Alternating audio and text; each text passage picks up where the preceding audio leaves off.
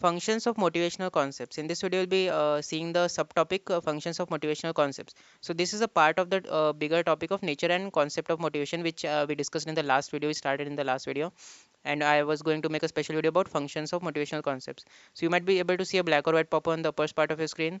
That will lead you to that video of nature and concept of motivation. Once this topic of functions of motivational concepts is finished, then the nature and concept of motivation topic will be finished.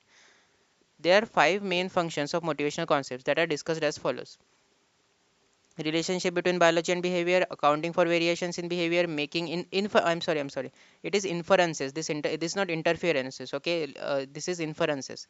Make inferences about the private state of an individual based on his or her public actions. For assignment of responsibility for actions and explaining perseverance despite of any adversity. Now let's see. Now let's see the first one: relationship between biology and behavior. It is possible that certain physiological responses may motivate an individual to behave in certain way or take certain actions. Now, this example explains this first point. For example, person may wake up at night from sleep to get an extra blanket because he or she felt cold, or he or she may wake up to get water because he or she was feeling thirsty. Now, feeling cold or feeling thirsty and physiological responses that prompts an individual to take certain actions. Accounting for variations behavior.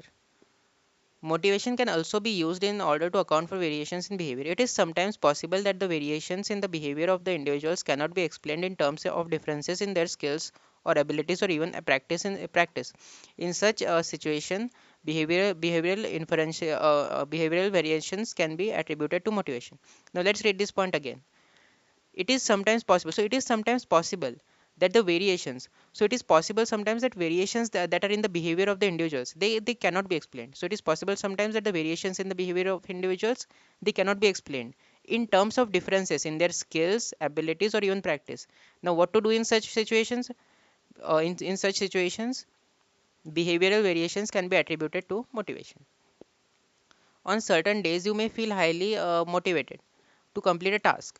However, on other days you may feel less motivated and thus may not work so effectively on the same task. Now, this is the important point. Similarly, individuals with same level of skills and abilities may also perform differently based on their level of motivation.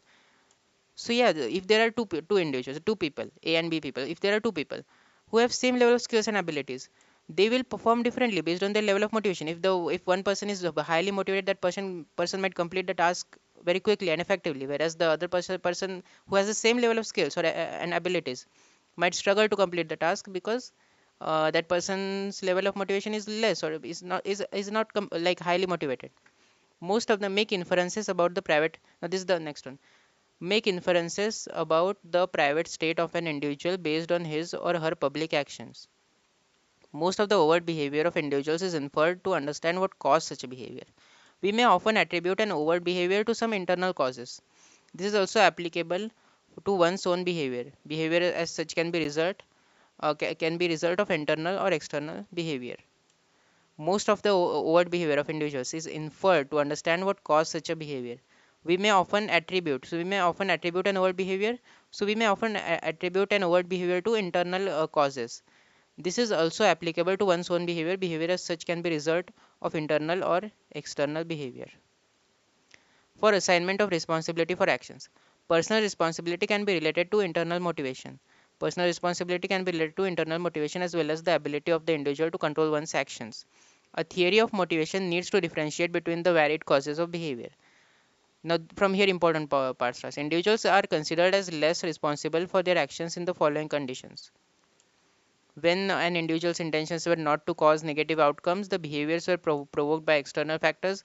The behavior or actions were as a result of consumption of alcohol or drugs or due to strong emotions experienced by the individual. Now, explaining perseverance despite of any adversity. A child with physical disability may become successful in life and achieve his or her potential despite of all adversities faced by him or her. The reason being such perseverance can be traced to perseverance. Thus, motivation may now this is the important point. Thus, motivation may help an individual to being persistent and employ one's abilities and skills to the fullest. So, a child with physical abilities may become successful in life and achieve his or her potential despite of all adversities. Adversities means the problems, problems or difficult situations faced by that physically disabled child faced by him or her. The reason being such perseverance can be traced to motivation. So having such perseverance to actually overcome these adversities, these difficult situations, to become successful in life, can be traced to motivation. Thus, motivation may help an individual in being persistent and employ one's abilities and skills to the fullest. So, motivation can help an individual to be persistent and employ one's abilities and skills to the fullest. And that is it for this video. We discussed all four. No, no, no, all five. So these are the five main functions of motivational concepts. I'll give you some time to take the screenshot if you want to take the screenshot.